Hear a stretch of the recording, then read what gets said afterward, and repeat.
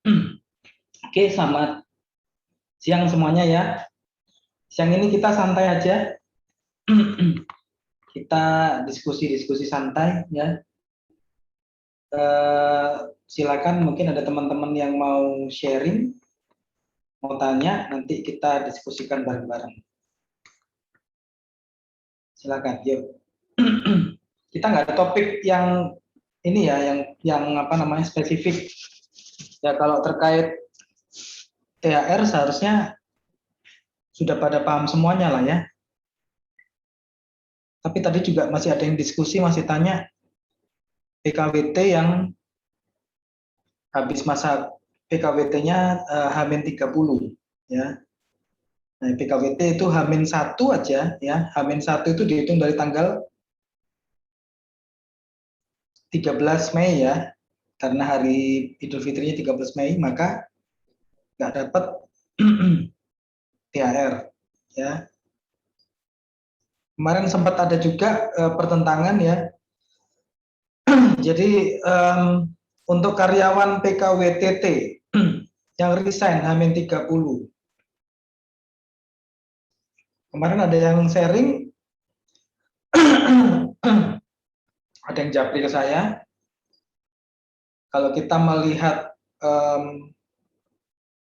Permen nomor 6 tahun 2016, pasal 7, seharusnya untuk karyawan yang resign itu berarti undur diri ya, bukan dipaksa resign ya, beda ya. Kalau disuruh resign, dipaksa resign, itu identik dengan PHK sepihak oleh pengusaha. Ya. Tapi kalau misalnya resign tanpa ada paksaan, undur diri sesuai dengan PP 35 2021 ya. Maka kalau misalnya memang resign ya bukan karena dipaksa, maka tidak dapat THR meskipun H-30. H-1 pun nggak dapat ya kalau resign. Jadi harus dibaca teliti ya. Jadi kemarin ada yang sharing kasus karyawan resign terus dikasih tahu sama HR-nya nggak dapat, terus kemudian lapor ke posko. Nah ini ya, lapor ke posko THR. Di posko THR, kemudian entah bagaimana informasinya, pokoknya ya mungkin dari si karyawan ini ngasih kontak HR-nya ke Disnaker, ya. Lalu ya dikontak HR-nya, ya teman kita, member HRBP Indonesia. Lalu Disnaker mengatakan bahwasannya wajib diberikan THR. Nah ini masih ada pertentangan, ya. Kalau kita baca di PP Permen 6 tahun 2016 pasal 7, maka untuk karyawan yang resign ya, karyawan tetap yang resign itu nggak dapat THR. Ya, meskipun H-1 karena dia resign. Ya, jadi ini teman-teman wajib paham. Lalu dari Disnaker, pengawas Disnaker mengatakan bahwasannya harus dapat, harus dikasih THR ya. Kemudian saya capturekan ya, ada di apa namanya? Kita masih punya sumber yang lain ya. Kadang memang masalah THR ini masih ada dualisme pendapat.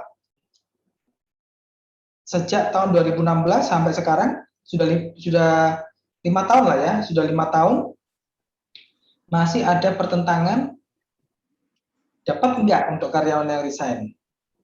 Ya. Nah, akhirnya saya capturekan IG ya, Instagramnya Kemenaker yang menuliskan bahwasannya karyawan yang resign itu nggak dapat THR. Ya. Entah ini dari teman kita belum ada apa namanya feedbacknya bagaimana. Ya saya bilang karyawan yang resign H-30 kalau menurut IG-nya Kemenaker nggak dapat ya, tapi kalau misalnya dari pengawas Disnaker mengatakan dapat, ya minta tolong ya suruh Kemenaker mengubah dulu IG-nya ya, bahwasannya karyawan yang resign dapat, nanti baru dikasih. Ya, jadi ini ada pertentangan, teman-teman harus paham nih, supaya ya bisa implement yang benar ya, nggak salah, nggak keliru dalam penerapan sesuai dengan dasar hukum yang ada. Seperti itu. Oke. Silakan yang lain yang mau diskusi. Ini banyak yang nggak pakai foto ya. Ini saya pakai tampilan imersif, jadi ada yang gambar kucing lagi nih.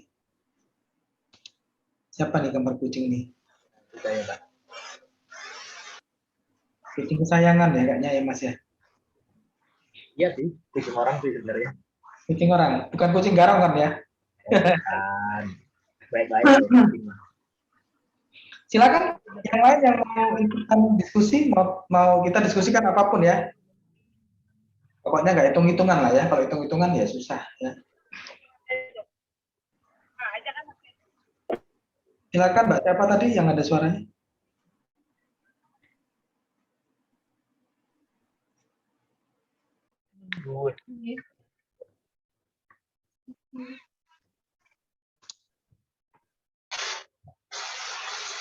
Mas Padri, Mas Arya, Mas Dio, Mbak Regina, Mbak Regina ya, Mas Agung, silakan.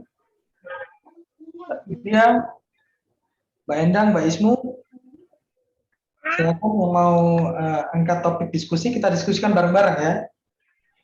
Jadi rencana ya acara ini akan kita adakan mungkin aja ya, mungkin 2 minggu sekali ya, jadi sebulan 2 kali, cuman mungkin Pakai sabun nggak? kita belum Ada sabun nggak, Pak? ada. Ayo, Pak. Jangan enak kok dibiarkan.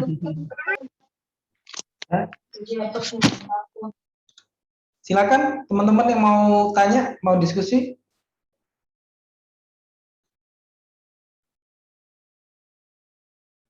Untuk kompensasi gimana nih? Sudah ada implementasi belum? Kemarin ada sempat ya cerita ya, saya nggak sebutkan perusahaannya, tapi saya tahu betul perusahaannya ada di Surabaya. Jadi pasca berlakunya PP 35, PP 35 itu mulai berlaku 2 Februari ya 2021. Lalu kemudian ada yang pensiun bulan Maret kalau nggak salah. Bulan Maret, lalu kemudian diimplementasikan PP 35 ini tanpa sosialisasi. Ya, jadi teman-teman nggak usah bingung ya, disosialisasikan atau tidak PP 35 itu berlaku. Ya, tapi sebaiknya teman-teman sosialisasikan, entah itu menyangkut kompensasi, pensiun, pesangon ya, bukan pensiun aja, pesangon, terus kemudian uang pisah. Jadi banyak yang berubah terkait PP 35. Ada beberapa jenis PHK yang dapat uang pisah. Kalau dulu itu uang pisah itu hanya untuk yang resign. Nah, kalau sekarang ada banyak ya, jadi silakan dibuat. Nah itu buatlah di PP ya, sosialisasikan ke para karyawan. Kenapa harus sosialisasikan? Ya supaya ketika kita implementasikan nggak ada pertentangan. Nah kemarin ini yang diimplementasikan adalah pesangon untuk karyawan yang pensiun, ya. Pesangon kompensasi PHK lah ya, kompensasi PHK pensiun. Saya coba kalkulasi ya, kurang lebih berapa gajinya terakhir. Terus kemudian kalau misalnya kita pakai Undang-Undang 13 2003 pasal 156 yang lama, pas pensiun itu pasal 160 sekian ya. Yang lama ya. Kemudian dengan pensiun yang baru, pensiun yang lama 2 kali, ya 2 kali perhitungan. Pensiun yang baru 1,75 ya. plus kehilangan 15%, ya. Jadi 0,15-nya hilang. Nah, itu dihitung-hitung si karyawan kehilangan 31 juta. Bayangin ya, 31 juta. Jadi dari HR langsung implement, ya, jebret, tanpa ada sosialisasi, ya nggak apa-apa, ya. Kewajiban tenaga kerja adalah dia harus tahu, ya. Tapi kalau pesangon nggak apa-apa ya. Tapi kalau yang lain-lain yang menyangkut uang pisah itu harus diatur dan harus disosialisasikan, ya. Lalu kehilangan 31 juta dan lucunya, ya udah karyawan akhirnya mau nggak mau nerima ya, karena memang aturan ya. Mungkin dihitung-hitung, cross check, diskusi mungkin sama serikat pekerja, akhirnya ya sudah ya mungkin terima.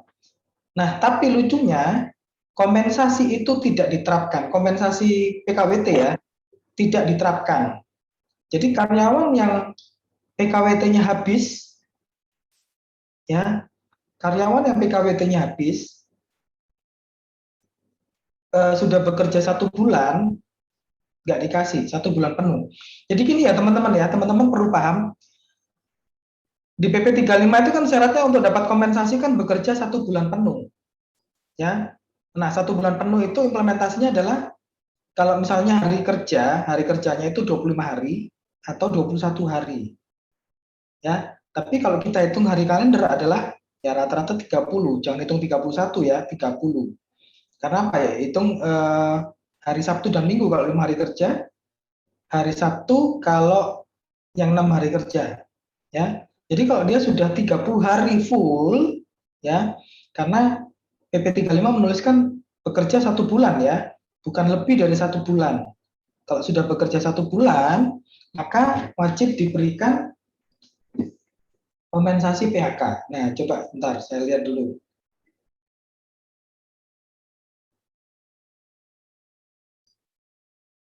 PP 35. WhatsApp.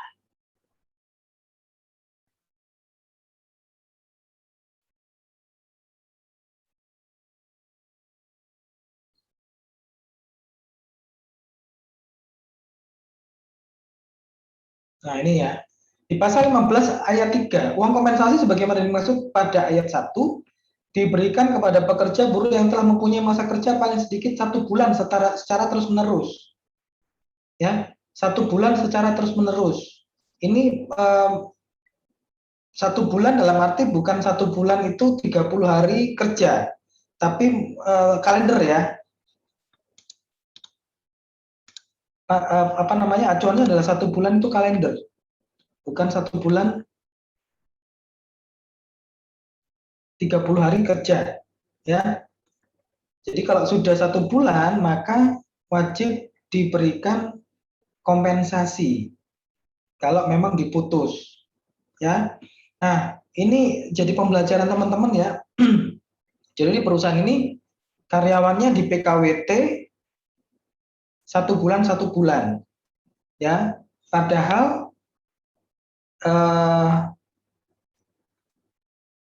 pekerjaannya adalah diproduksi. Kalau diproduksi nggak boleh ya. Praktis diproduksi nggak boleh, tapi memang kita lihat dulu ya kasusnya produksi yang bagaimana. Nggak semua produksi juga ya, ada produksi yang memang bisa di PKWT. Ada beberapa pekerjaan yang sifatnya tetap, ya. Contohnya sifatnya tetap misalnya ya, tapi bukan tetap maksudnya terus menerus ya. Kayak misalnya HR manager itu boleh di PKWT ya. Kalau memang memenuhi syarat PKWT ya. Pekerjaan tidak terus menerus, tidak bersifat tetap, maka boleh di PKWT. Ya, semua pekerjaan boleh di PKWT. Dari dulu juga aturannya sama, pokoknya ada batas waktu selesainya. Tapi kalau misalnya pekerjaannya terus menerus, maka nggak boleh di PKWT. Ya, saya masih dengar ada beberapa teman yang WhatsApp jabatan HR manager, pekerjaannya tetap dan terus menerus itu di PKWT. Ya, silakan teman-teman berproses untuk minta surat pengangkatan ya, jadi karyawan tetap. Seharusnya sih sudah jadi karyawan tetap ya, secara otomatis demi hukum.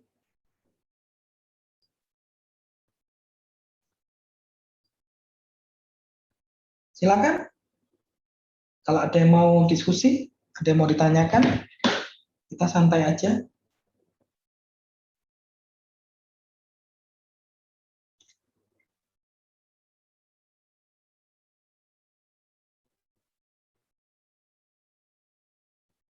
Ada beberapa aturan ya yang baru.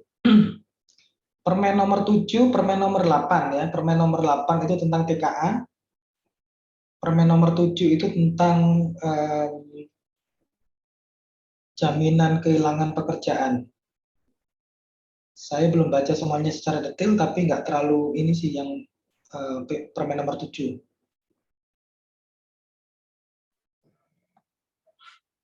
Sudah saya share linknya ya kemarin.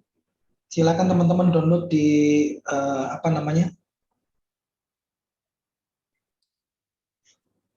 Google Drive-nya RPP Indonesia.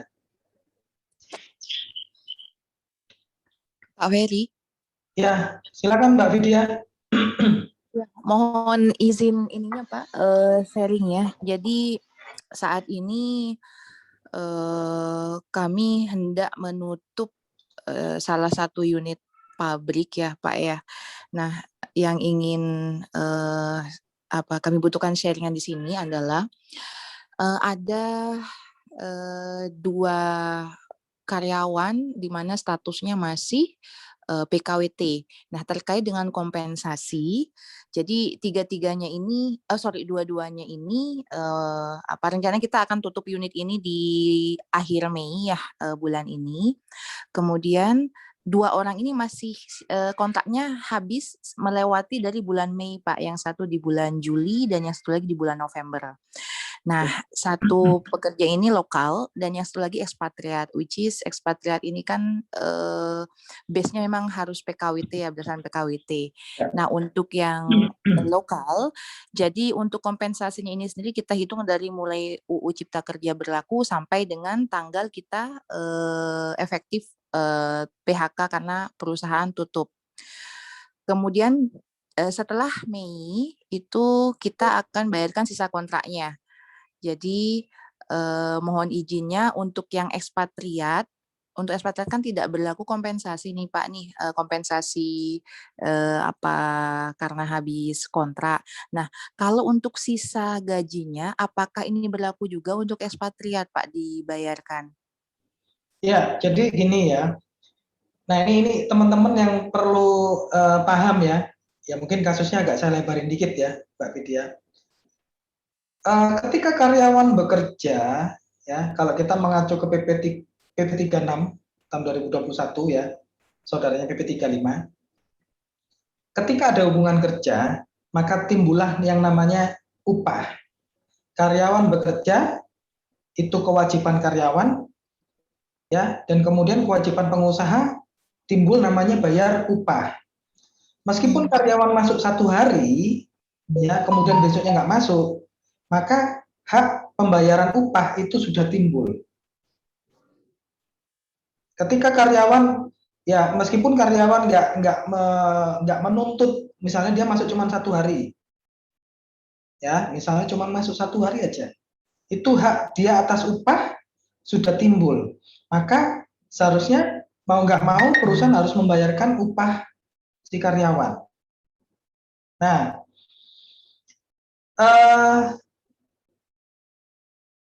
ketika karyawan resign, ya kadang ada yang nggak pas cut off nih, ya maka tetap karyawan berhak untuk mendapatkan sisa upahnya. Ketika karyawan resign, ya tapi nggak baik, muntaber ya, mundur tanpa berita atau mangkir, maka nggak boleh kita tidak membayarkan upahnya. Sanksinya apa kalau kita tidak membayarkan sisa upah karyawan? Pertama, ya kalau kita mengacu ke PP 36, Undang-Undang 13 2003, perusahaan itu harus bayar denda. Nah ini banyak masalah nih. Karena apa? Saya yakin nggak banyak teman-teman yang implementasi denda. Maksudnya bagaimana Pak Ferry? Jadi gini, ya dalam di Undang-Undang Ketenagakerjaan Undang-Undang 13 2003 itu ada namanya denda. Kalau misalnya pertama, karyawan terlambat masuk ya, masuk jam 8, masuknya 8 lebih 1, lebih 2, lebih 3, dan seterusnya lah. Nah, itu ada namanya denda, upah karyawan dikurangin ya, sesuai dengan yang diatur atau disepakati, dimasukkan ke kas khusus yang namanya denda. Denda ini nggak boleh masuk ke uang perusahaan. Ya, demikian juga kalau perusahaan nggak bayar THR nih. Perusahaan nggak bayar THR, maka yang 5% itu ya, denda 5% masuk ke kas denda. Ya, harus ada kas khusus dan itu harus terpisah. Nggak boleh jadi satu dengan atau masuk ke keuangan perusahaan. Bagaimana cara mengelolanya? Ya silakan disepakati, silakan diatur di PP atau PKB. Seharusnya ada kas khusus. Ya entah masuk brankas kah atau ada rekening khusus. Nah, itu silakan teman-teman atur. Ya. Sanksi selain bayar denda ya. Sebenarnya ada sanksi yang lain ya. Ya tetap bayar upah ya. Tetap bayar upah dan kemudian ya ini akan jadi masalah sih. Ya akan jadi masalah yang berikutnya. Tadi terus kemudian seperti itu ya, Mbak Vidya ya. Jadi upahnya tetap mesti dibayarkan, Mbak. Sisa upah ya, sisa upahnya mesti tetap dibayarkan. Nggak usah nunggu berarti ini berlaku untuk ekspatriat semuanya. juga Semuanya. ya, Pak ya? Ya, semuanya, Mbak. Intinya adalah karyawan itu ya, karyawan ya, namanya karyawan entah ekspat atau bukan, adalah namanya karyawan. Cuman memang dari PP 35 mengatur bahwasannya untuk karyawan ekspat itu enggak dibayarkan kompensasi. Kompensasi, iya. Ya, jadi tetap dibayarkan upahnya dan sisa masa kerja atau sisa PKWT yang belum dijalani. Ya, tinggal dihitung aja berapa lama, ya, berapa bulan. Nah, kita hitungnya bulan ya.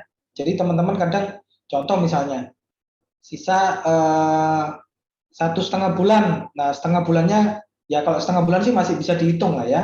Tapi kalau misalnya sisa 1 bulan 10 hari misalnya, ya dihitung yang bulat aja 1 bulan. Nah, itu harus juga diatur di PP atau PKB. Ya, jadi supaya fair itu harus disosialisasikan ke karyawan. Seperti itu.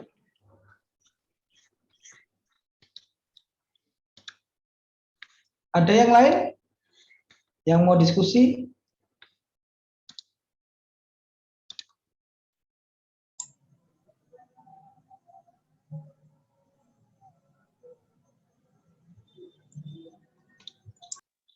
Oke, saya ubah ya. Tampilannya kok tadi imersif. Supaya bisa lihat semuanya. Kok imersif terbatas nih kayaknya. Silakan Mbak Yosepin, Mbak Ismu, Mbak Endang, Mas Nandang, Mas Nardi. Halo, selamat siang, Pak Peri. Ya, Mas. Silakan, Mas. Ya, terima kasih, Pak. Ya, salam kenal buat semuanya. Saya Nardi, Pak. Videonya dinyalain dong biar bisa lihat wajahnya. Kalau misalnya nggak santai aja ya, pakai kaos t-shirt juga nggak apa-apa. Iya. Santai aja. Kita santai kok. Yuk, silakan lanjut, Mas. Iya, Pak. Gini, Pak.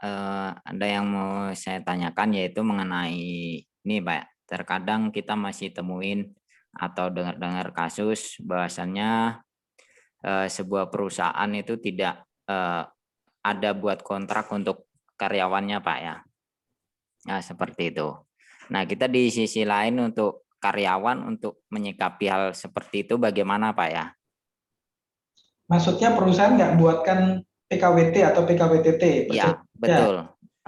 Hanya dipekerjakan, memang diberikan upah seperti itu. Jadi gini, ini pertanyaan Mas Nardi dari sudut pandang karyawan atau dari sudut pandang HR? Ya, kalau itu terkait terutama di sudut pandangnya karyawan, Pak ya.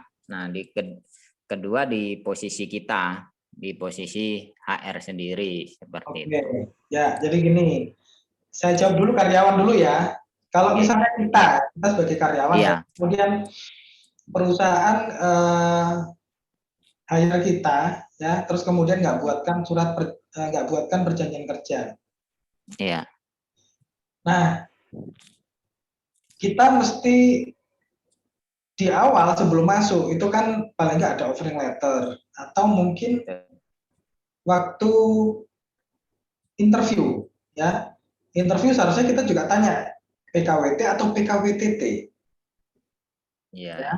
Nah, memang ini yang jadi masalah, ya, jadi masalah dalam arti kenapa sih semuanya dalam hal ini nggak cuma HR ya, namanya tenaga kerja itu wajib paham namanya Undang-Undang Ketenagakerjaan.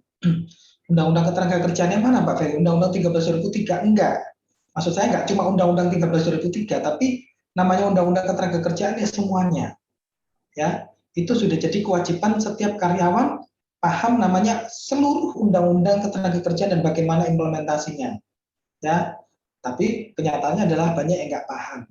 Jadi ketika kita interview kita harus tanya jabatan kita apa, pekerjaan yang ditawarkan itu sifatnya tetap atau tidak.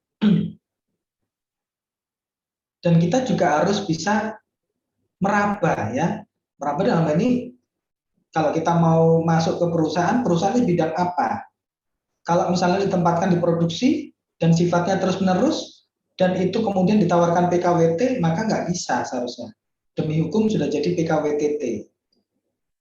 Ya, nah itu dulu kita wajib paham dulu ya bidang pekerjaan, jabatannya apa, terus-menerus atau tidak, ya, yang ditawarkan PKWT atau PKWTT. Ketika pekerjaannya PKWTT ya, PKWTT pekerjaannya, tapi ditawarkan PKWT, kita sebagai pelamar kita harus ngomong, Pak ini nggak bisa, pekerjaan sifatnya tetap harusnya PKWTT.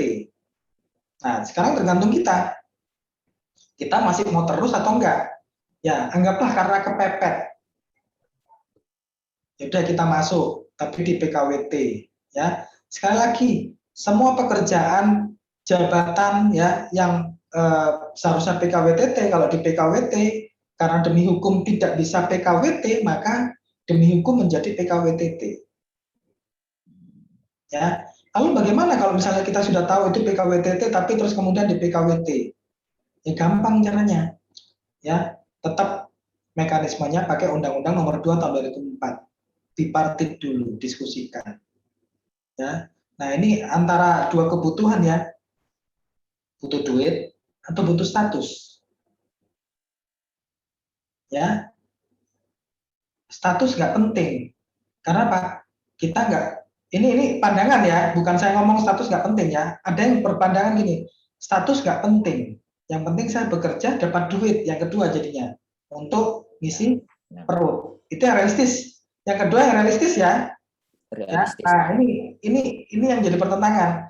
Kalau kita ngejar status, ya maka besok disuruh nggak masuk, ya kan? Ini masih sudut pandang karyawan ya. Nah, besok disuruh nggak masuk. Nah, inilah. Makanya sejak awal, ketika kita ditawari PKWT untuk pekerjaan PKWTT, ya kita punya hak untuk tidak setuju, tidak sepakat, ya menolak. Akhirnya apa ya nggak usah masuk. Ya, antara kebutuhan perut dan idealis. Paham ya teman-teman ya. Nah silakan itu pilih yang mana. Tapi percayalah, perusahaan yang menjalankan PKWT untuk pekerjaan yang PKWTT, ya, secara implementasi ketenagakerjaan pasti nggak bagus. Karena apa? Yang basic, ya basic itu ada dua kalau pandangan saya. Pertama PKWT, PKWTT, ya. Terus kemudian yang kedua adalah UMP UMK. Ya, kalau sudah 2 syarat ini perusahaan tidak bisa memenuhi, ya syarat yang lain, ya kalau kita gambarkan Maslow ya, yang basic ini basic needs udah nggak bisa, mau ke atas udah nggak mungkin. Nah ini pilihannya ke teman-teman. Kalau misalnya kita sebagai karyawan, ya mau take it or leave it. Kalau saya, ya kembali lagi, ya antara kebutuhan perut atau mau idealis. Ya, kalau saya sih, saya mending cari perusahaan yang lain. Makanya itu tadi Mas, ya teman-teman, setiap orang yang namanya tenaga kerja wajib paham namanya undang-undang ketenagakerjaan supaya apa? Ya nggak merasa dibohongin, nggak merasa dizolimin. Ya, nah itu. Nah kemudian yang kedua dari sudut pandang HR, kita sebagai HR kita harus menjalankan yang normatif. Tidak ada namanya hubungan kerja dengan offering letter. Ya, sekali lagi tidak ada namanya hubungan kerja dengan offering letter. Ya, tempo hari saya sempat dijapri via LinkedIn sama someone ya, sama seseorang, ditanyain, ya Pak Ferry ini saya sudah tanda tangan offering letter. Nah, tanda tangan offering letter untuk perpanjangan PKWT katanya.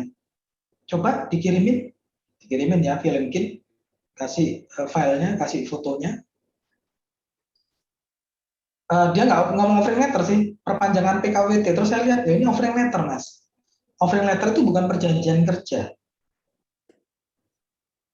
Ya, ketika kembali lagi kita harus paham PKWT atau PKWTT. Ketika PKWT, tapi terus kemudian tidak ada perjanjian kerja, kalau memang dia pekerjaannya memenuhi PKWT, maka tetap PKWT. Ya, tapi kalau pekerjaannya sifatnya terus-menerus dan tetap, lalu kemudian tidak diberikan perjanjian kerja, tidak dibuatkan PKWTT, maka sesuai dengan pasal 63 Undang-Undang 13 2003, Undang-Undang 13 2003 ya, bukan yang perubahan ya. Perubahan berarti mengacu ke Cipta Kerja ya. Di pasal 63 wajib dibuatkan surat pengangkatan. Jadi nggak ada masa percobaan. Ya, karyawan PKWTT yang tidak dibuatkan perjanjian kerja, dokumen perjanjian kerja, maka wajib dibuatkan pengangkatan, surat pengangkatan. Nah, maka kita sebagai HR, kalau misalnya ada yang seperti itu ya buatkan. Nah, ketika hari pertama si karyawan masuk, itu sudah harus ada PKWT dan PKWTT yang ditandatangani sebelum karyawan efektif atau aktif bekerja. Jadi kapan sih paling lambat tanda tangan PKWT, PKWTT? Paling lambat adalah ya beberapa menit sebelum karyawan bekerja. Itu paling lambat.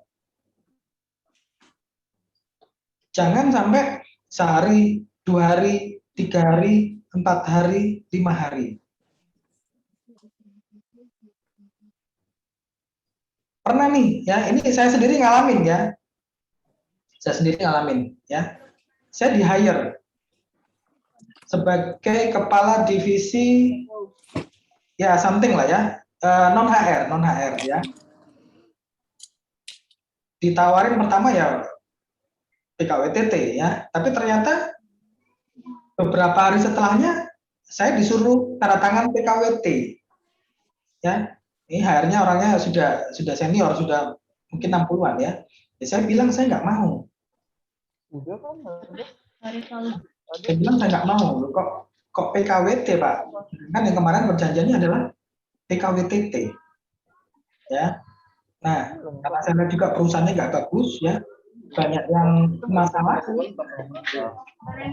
banyak sisi banyak profile. tolong yang smooth ya. Oke, jadi akhirnya saya coba jalani dulu, ya. Tapi sebenarnya secara hukum ketenagakerjaan saya sudah jadi PKWTT, ya. Saya lihat perkembangan juga nggak bagus, ya. Akhirnya udah deh, kapan diterusin, ya. Sampai terakhir anak buah saya mengadakan demo, ya, mogok, bukan demo ya, mogok karena apa? Selama 13 tahun tidak pernah didaftarkan jam sostek, ya, BPJS Ketenagakerjaan. Lalu kemudian beberapa tahun kemudian, ya, sampai perusahaannya itu di blok, ya, pokoknya mogok, ya, di depan sampai nggak ada operasional. Itu saya lewat, ya, ada mogok, ada logonya Serikat Pekerja tertentu. Ya memang sampai sekarang ya bermasalah perusahaannya. Ya jadi itu kalau misalnya kita sebagai HR ya kita harus buatkan. Meskipun mungkin Pak Bos bilang nggak usah dibuatkan. Ya kita harus kasih edukasi.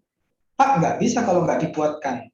Konsekuensinya kalau misalnya PKWTT nggak dibuatkan maka kita harus buatkan surat pengangkatan. Otomatis dia tidak ada masa percobaan. Ya, kalau PKWT tetap jadi PKWT. Perjanjiannya sifatnya atau dilakukan secara lisan. Jadi boleh perjanjian lisan itu baik PKWT maupun PKWTT itu nggak ada masalah.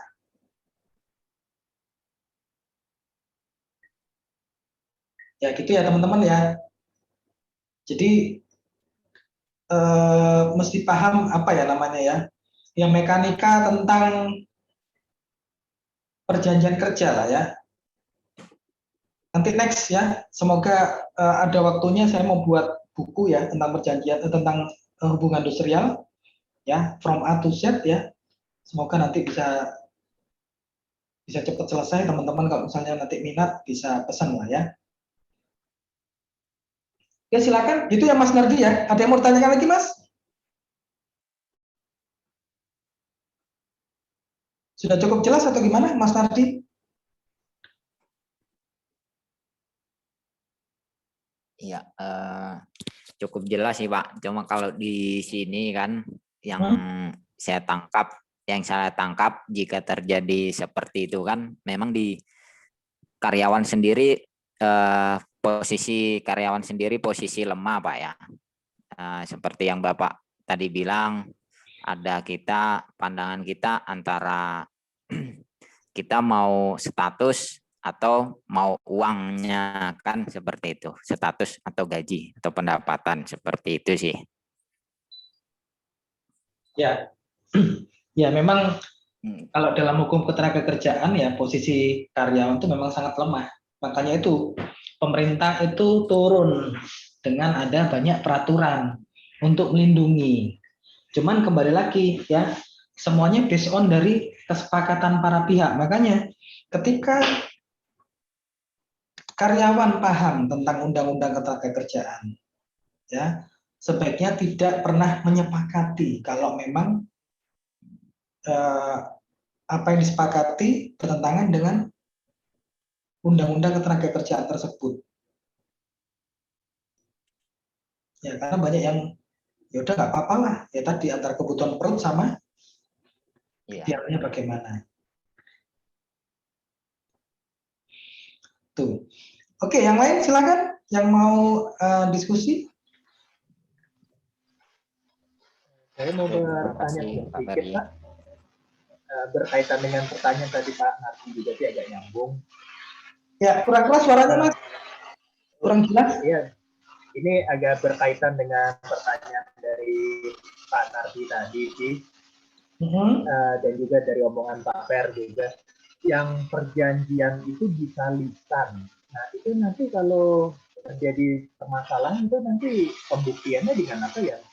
Ya itu makanya akan jadi susah kalau misalnya perjanjiannya lisan. Karena Pak, contoh misalnya ya, Mas Fajri, ya Anda saya PKWT, gaji misalnya 10 juta misalnya satu bulan. Tapi terus kemudian waktu gajian bayar dikasih 8 juta. Saya nggak ngomong Mas kemarin 10 juta. Saya ngomongnya 8 juta. Iya, Pak Ferry bilangnya 10 juta. Enggak, saya ngomong 8 juta. Akan susah. Makanya adanya dokumen perjanjian kerja itu supaya masing-masing pihak karyawan dan pihak perusahaan bisa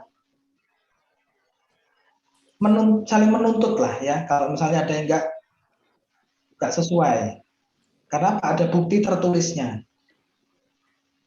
Ya, makanya lebih bagus perjanjian kerja itu tertulis, jangan sampai lisan. Tapi memang nggak menutup. Contoh misalnya ya, sebenarnya pekerja-pekerja dalam tanda petik, kalau kita ngomong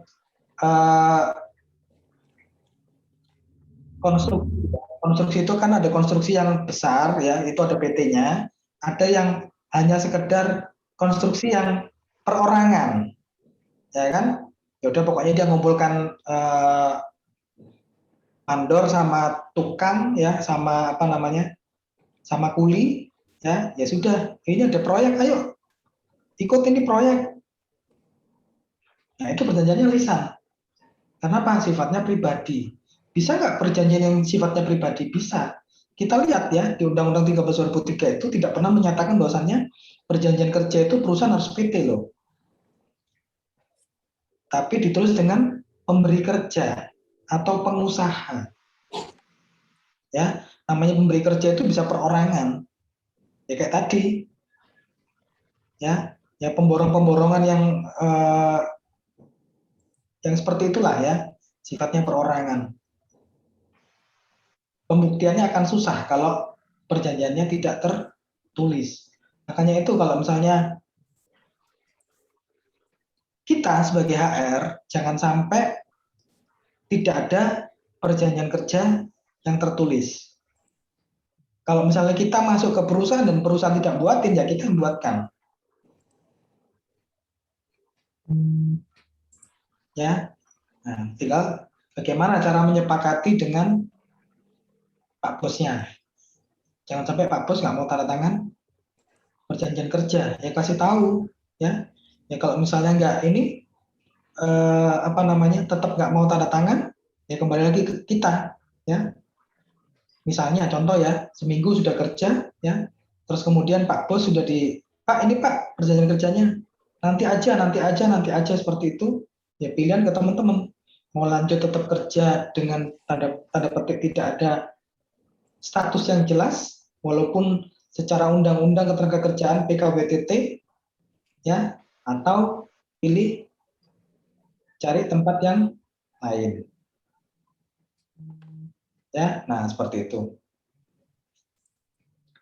Itu ya, Mas Fadri ya. Thank you, Pak Per. Ya, ada yang lain silakan yang mau diskusi. Izin tanya Pak Ferry dari Jerry, Pak. Ya, silakan. Pak Ferry, salam kenal buat teman-teman yang lain juga. Nama saya Jerry Jacobs. Terkait perjanjian kerja, tadi sempat didiskusikan mengenai model perjanjian kerja.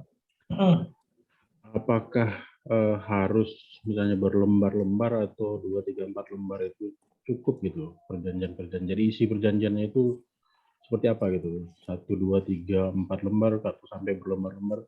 Jadi pengalaman saya waktu kerja di konstruksi kontraktor Jepang cuma 4 lembar sudah cukup. Tapi di tempat yang lain pemiliknya atau manajemennya maunya bisa sampai belasan lembar gitu perjanjian kerjanya. Seperti apa model yang mungkin bisa dipraktekkan gitu untuk membuat perjanjian kerja? Terima kasih. Iya, kalau dikatakan harus berapa lembar itu nggak ada pakemnya sih, ya. Tapi kalau pendapat saya, jadi gini, ada nih namanya PKWT, ya, itu perjanjian yang sifatnya perorangan, ya. Ada lagi namanya PP atau PKB yang perjanjian sifatnya kumulatif, ya. PP PKB itu mengatur tentang tata cara kerja dan sebagainya, ya, termasuk di situ ada hak dan kewajiban dari para pekerja. Nah, contoh ya, di PP atau PKB diatur pasal tentang bonus, ya. karyawan yang sudah bekerja 1 tahun mendapatkan bonus. Tapi tahu-tahu implementasinya adalah karyawan PKWT yang sudah bekerja 1 tahun tidak mendapatkan bonus. Ketika terus kemudian karyawan PKWT-nya tanya, Pak, bonus saya mana? Dia nggak salah. Karena apa? Di PKWT tidak diatur. Jadi seharusnya bagaimana kalau misalnya kita buat PKWT?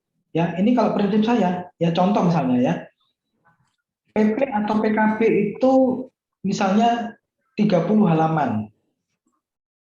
Ya, kalau misalnya bisa ya dan memang perlu mendetail, maka PKWT itu bisa 35 halaman.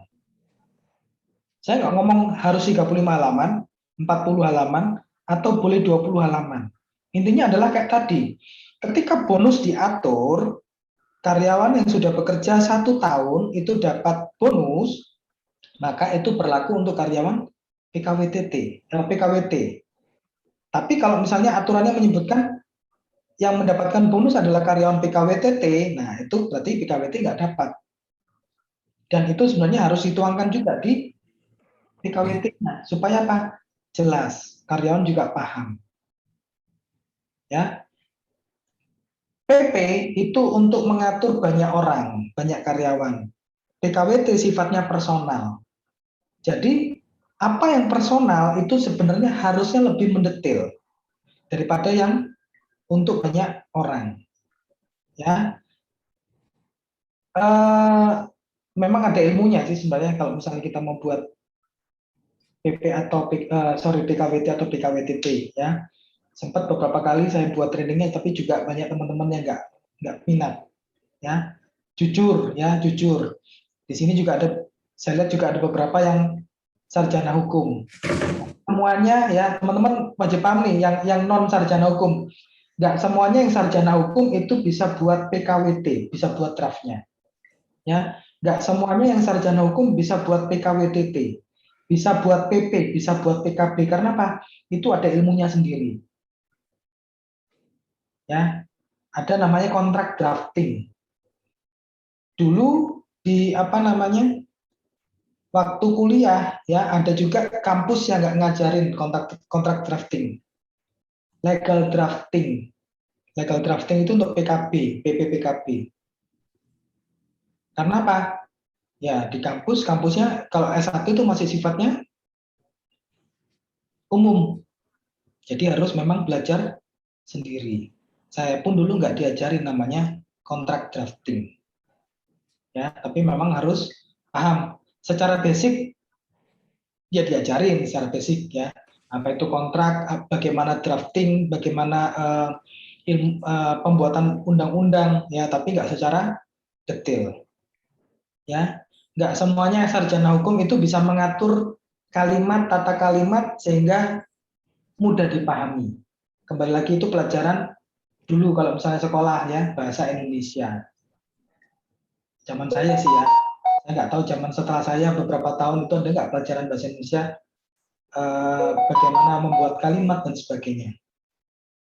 Intinya ya, untuk menyusun yang namanya PKWT, PKWTT, PP atau PKB, tidak harus Anda menjadi seorang sarjana hukum. Ya, pertama paham tentang bahasa Indonesia itu wajib. Paham bahasa Indonesia berarti apa maksudnya? Ya paham SPOK itu loh, subjek, predikat, objek, ya. Bagaimana kalimatnya jangan sampai ambigu dan sebagainya. Ya, nah itu patokan yang sederhana sih. Ya. Dan yang pasti pahami banyak peraturan ketenagakerjaan.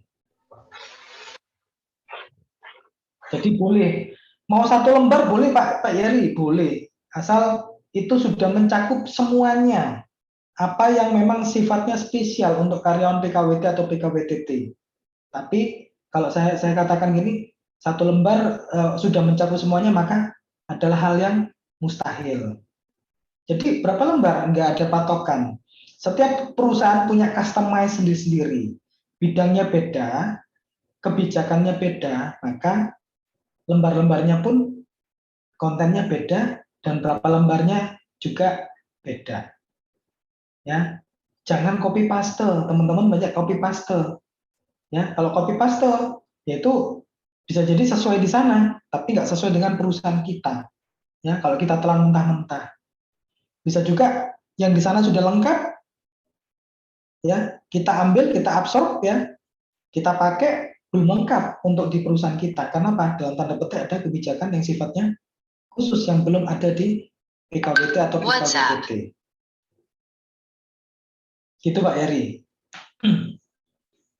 Ya, terima kasih Pak Heri. Terima kasih Pak. Ya, silakan yang lain.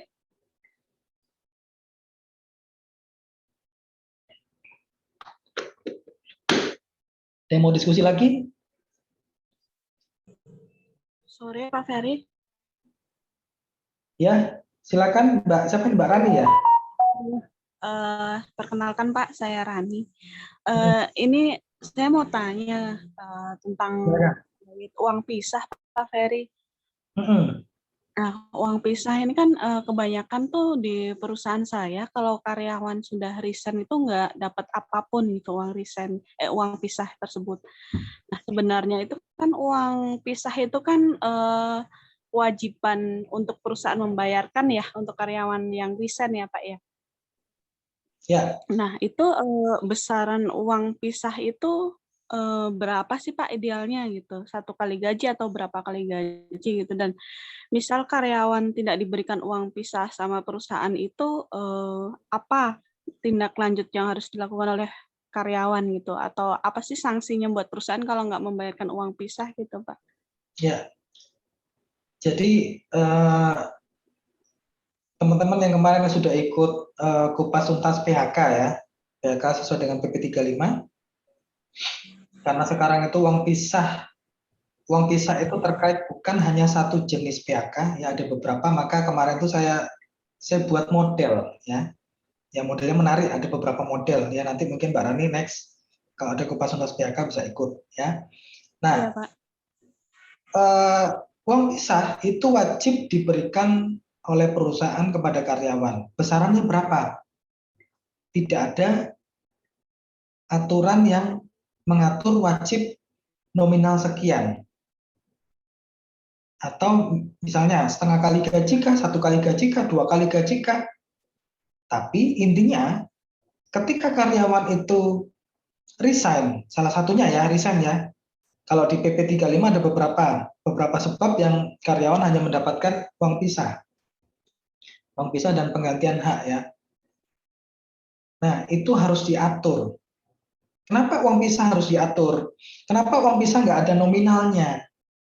Pertama, ya, contoh misalnya, di perusahaannya Mas Rio Henry misalnya, perusahaan bayar uang pisah 1 kali. 1 kali upah 1 bulan ya, gampangannya upah 1 bulan. Nah, bosnya Mbak Rani belum tentu setuju. Makanya itu uang pisah diatur spesifik di perusahaan. Terus bagaimana kalau misalnya uang pisah tidak diatur? Atau mungkin karyawan nggak tahu?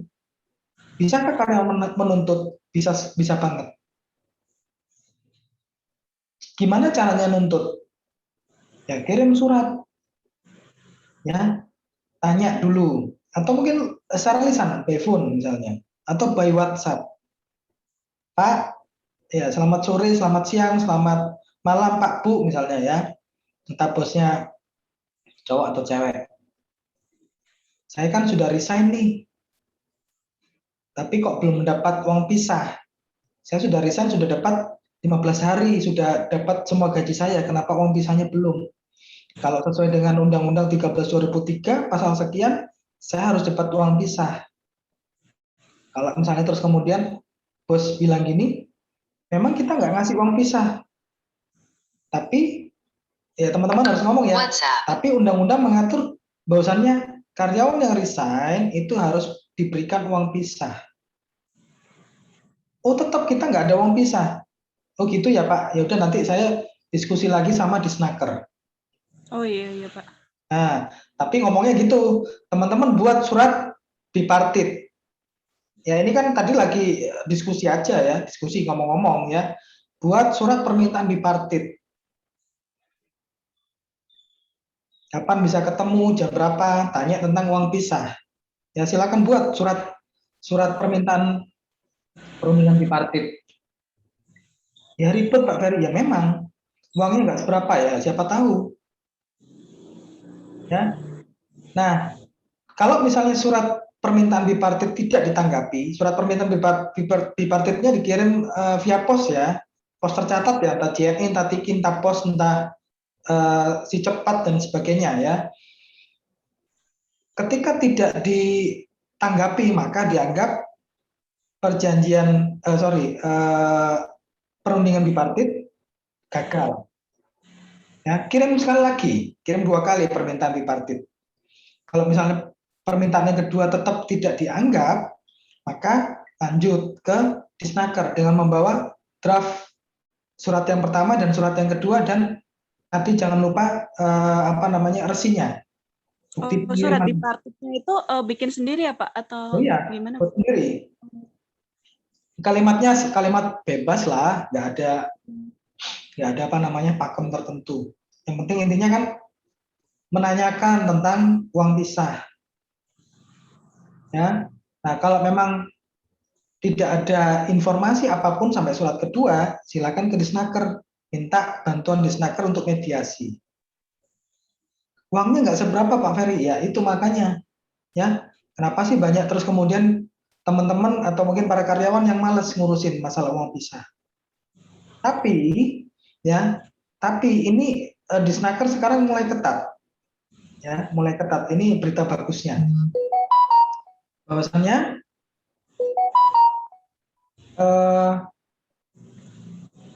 PP atau PKB wajib diatur tentang uang pisah. Apalagi sekarang uang pisah itu ada beberapa sebab PHK yang dapat uang pisah. Ya, nah seperti itu cara mintanya Mbak. Nggak ada cara lain ya. Jadi jangan pakai cara-cara preman atau yang keliru, yang ya kita ikutilah Undang-Undang Nomor 2 Tahun 2004 tentang penyelesaian perselisihan hubungan industrial. Tapi kalau memang besaran uang pisah itu nggak diatur di PP maupun PKWT atau apapun gitu Pak. Jadi terserah dari perusahaan ngasih uang pisah atau kesepakatan bersama Pak besarannya Pak. Ya. Uang pisah itu kebijakan. Jadi terserah perusahaan mau kasih berapa. Oh. Bolehkah perusahaan kasih 100.000? Ya, kalau misalnya diatur di PP atau PKB ya boleh aja. Ya, PP PKB kan sudah disahkan sama Disnaker. Nah, yang susah adalah di PP dan PKB nggak diatur. Ya, ada sempat ya beberapa kali sampai masuk ke sidang PHI. Kemudian dari hakim PHI memutuskan bahwasannya uang pisah itu sama dengan seperti pesangon. Pesangon ya, bukan penghargaan masa kerja. Perhitungannya sama dengan pesangon. Ya perusahaan yang berat jadinya. Makanya aturlah. Kita sebagai HR, kalau perusahaan nggak mengatur, sodorkan ke bos. Bos, khawatirnya kalau misalnya Pak Bos nggak buat, ya nanti kemudian masuk ke perselisihan, hakim bisa menetapkan uang pisah itu sama dengan besaran pesangon.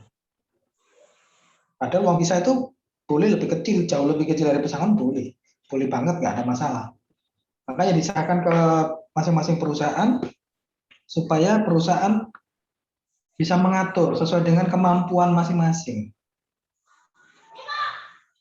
Seperti itu. Oh baik Pak, berarti besarannya tuh sebenarnya ya karena nggak diatur sebenarnya tergantung dari perusahaan ngasihnya berapa kebijakannya aja ya Pak? Ya, benar sekali. Baik Pak Ferry, terima kasih Pak. Ya, silakan yang lain. 10 menit lagi ya.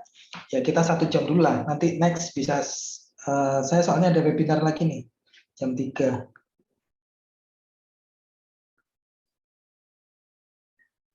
Saya tambah sharing sedikit, bisa Pak Ferry? Ya, silakan. Ya, tadi terkait pertanyaan Bu Rani mengenai uang pisah. Kalau praktek di tempat kami, uang pisah kami buat dalam bentuk. Kok hilang suaranya, Pak? Halo, bisa Pak ya? Ya. Ya, kalau di tempat kami untuk sharing saja, jadi contoh misalnya uang pisah kami hitung berdasarkan masa kerja sekian tahun dan diberikan sekian bulan gaji, kira-kira seperti itu, tapi diatur secara jelas dalam PP perusahaan. Mungkin ya, sedikit tambahan itu saja mungkin. Ya, boleh aja. Pak. Ya, bebas sih, tapi kembali ya harus diatur seperti itu.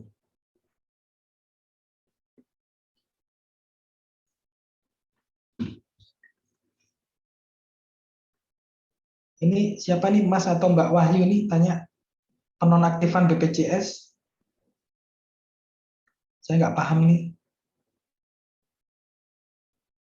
Menurut Pak Ferry, bagaimana terkait ketentuan baru dari BPJS Kesehatan untuk penonaktifan kepesertaan? Nggak ada masalah menurut saya. Ya, baik dari sisi perusahaan maupun karyawan, terutama dengan kategori jaminan maksimal 6 bulan.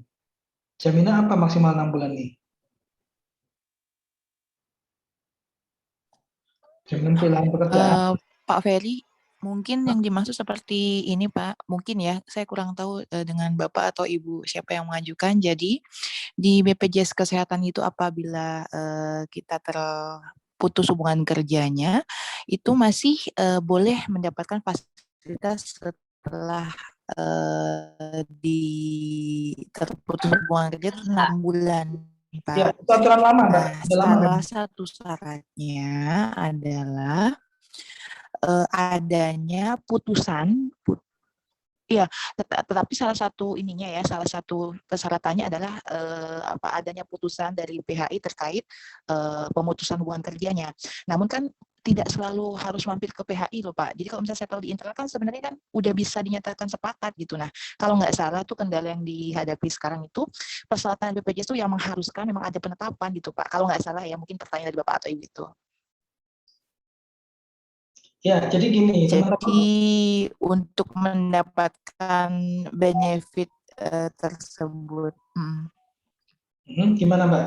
Lanjut Mbak Vidya. Iya, jadi untuk mendapatkan benefit tersebut yang free 6 bulan setelah inaktif, diwajibkan harus ada penetapan dari lembaga yang berwenang gitu loh Pak, seperti itu. Padahal kan tahapan perselisihan atau pemutusan hubungan kerja itu enggak mesti.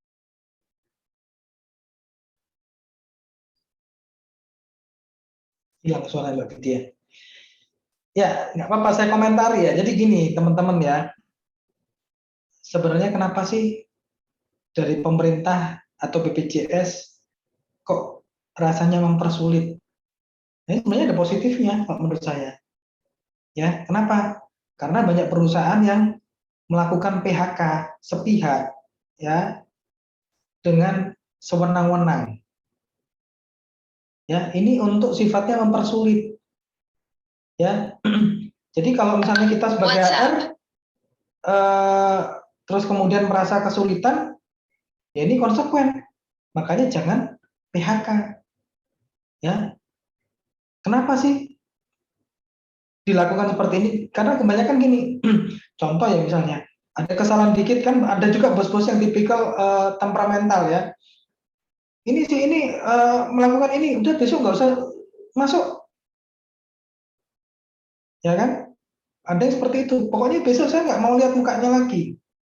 Nah, HR yang bingung kan, yang susah.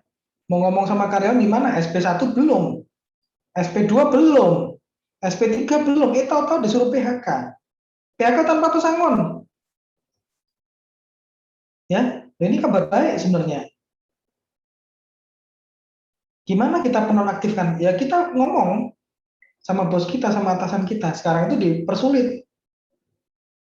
Makanya jangan terus kemudian dikit-dikit PHK. Jangan ngomong sama bos aja ya. sama manajer-manajer yang lain. Kasih tahu, ya, anak buah itu dirawat. Jangan terus kemudian dikit-dikit disalahin, terus kemudian PHK, dikit-dikit disalahin di PHK.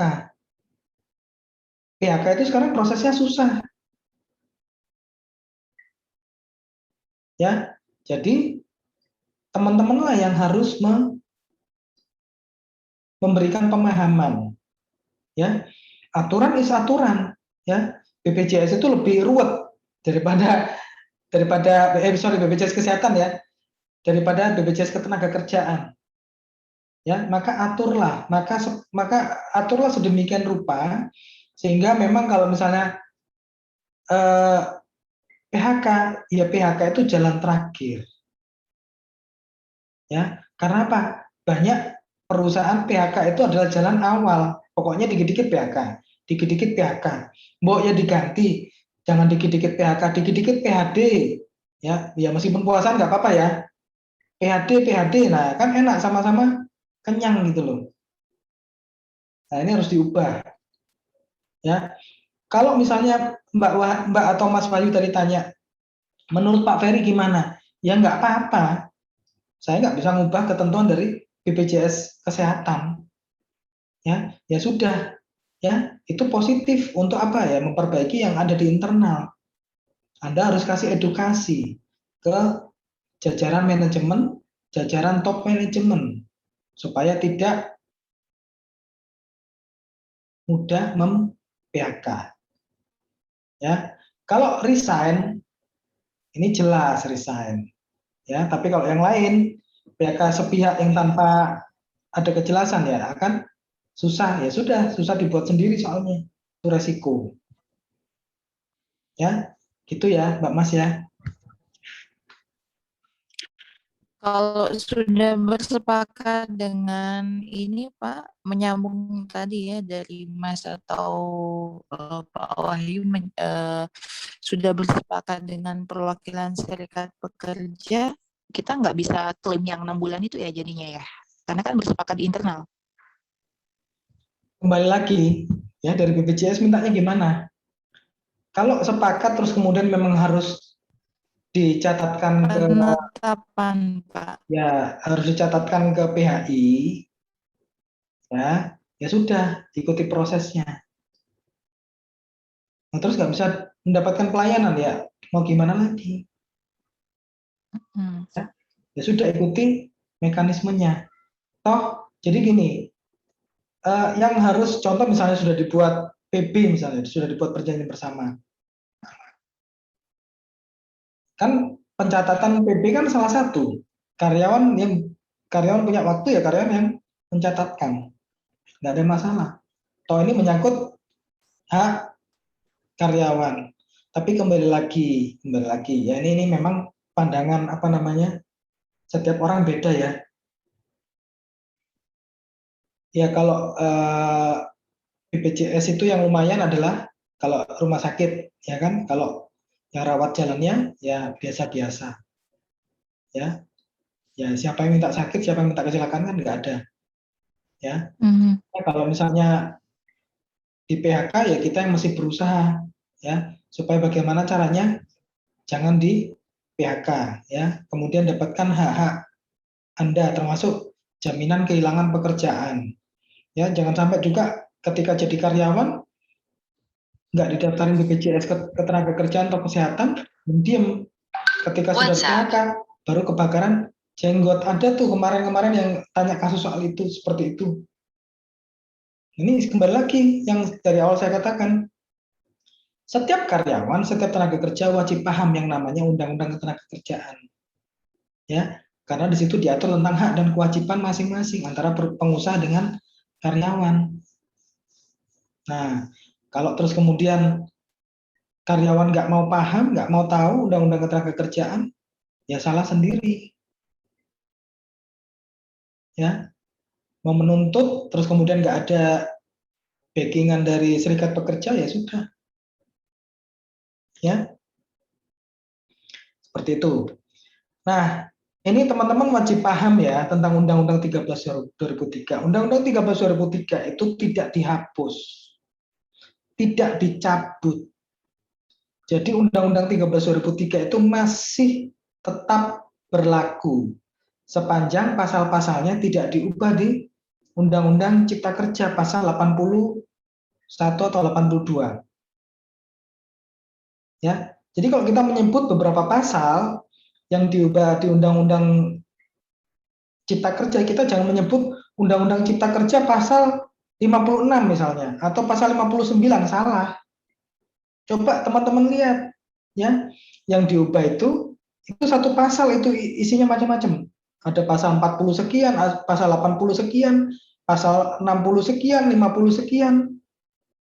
Itu ada dalam satu pasal. Jadi kalau kita menyebut Undang-Undang Cipta Kerja adalah Undang-Undang 13 2003 perubahan, itu yang paling gampang.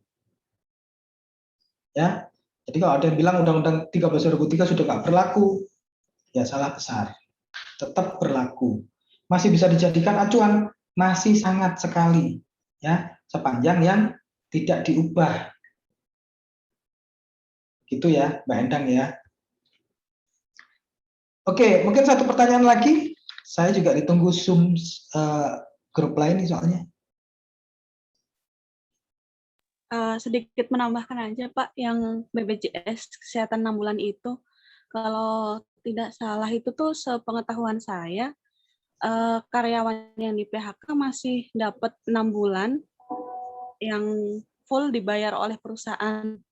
Jadi karyawan tidak membayar iuran yang kalau nggak salah 1% kalau karyawan. Itu sih Pak. Ya, cuman sekarang katanya aturannya agak ketat Mbak. Itu tadi wajib ada putusan dari pengadilan. Kalau masalah mendapatkan manfaat 6 bulan itu aturannya sudah lama. Seperti itu.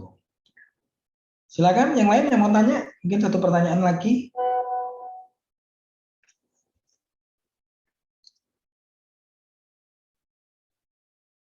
Nggak ada? Oke, kalau nggak ada, saya akhiri ya. Next nanti kita akan adakan lagi ya. Semoga bisa lebih interaktif, bisa lebih banyak yang terlibat diskusi. Tadi dari Mbak Vidya, dari Pak Yeri, ya, Mbak Rani, dan yang lain ya. Nah itu yang maksud saya ngadakan seperti ini supaya kita bisa saling diskusi lah. Karena kalau misalnya di grup kadang juga jarang yang ini ya, jarang yang balesin lah ya. Kadang juga pertanyaannya saya sendiri nggak tahu jawabannya. Contohnya misalnya SIKM ya, pokoknya menyangkut masalah apa namanya corona, saya malas ngurusin ya.